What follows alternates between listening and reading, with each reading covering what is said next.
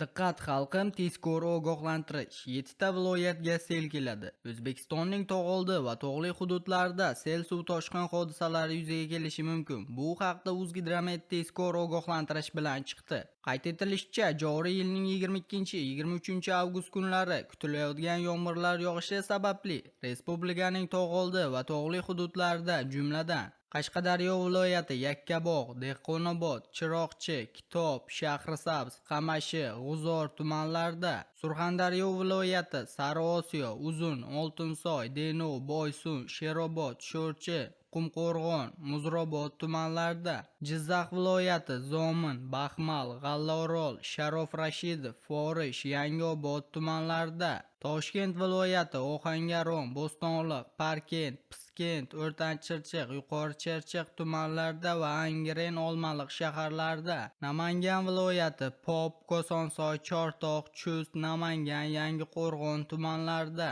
Farg'ona viloyati So'x, Shohimardon, Farg'ona, Beshariq tumanlarida, Andijon viloyati Andijon, Asaka, Jalaquduq, Qo'rg'ontepa, Paxtaobod, Izboskan, Xo'jaobod, Marhamat tumanlarida va Xonobod shahrida sel suv toshqin hodisalari yuzaga kelishi mumkin. Tog'oldi va tog'li hududlarda istiqomat qiluvchi fuqarolar, dam oluvchilar hamda tog'li hududlarda harakatlanuvchi haydovchilardan ehtiyotkorlik choralarini ko'rish so'raladi. Shuningdek, respublikaning ayrim hududlarida yomg'ir suvlari to'planishi ehtimoli bor. Bu esa hududlarni suv bosishiga olib kelishi mumkin. Eslatib o'tamiz, bugun 21 avgust kuni O'zbekistonning ayrim hududlarida, jumladan Toshkent shahrida kuchli shamol va ba'zi joylarda chang to'zonlar kuzatilishi mumkinligi haqida xabar berilgan edi. Shuningdek, dam olish kunlari O'zbekistonda havo biroz bulutli bo'lishi va ayrim joylarda qisqa muddatli yomg'ir yog'ishi kutilayotgani haqida xabar berilgan edi. Sizga yetkazmoqchi bo'lgan xabarlarimiz shulardan iborat edi. Kanalimizga obuna va like tugmachasini bosib qo'yishni unutmang. Xayr, salomat bo'ling.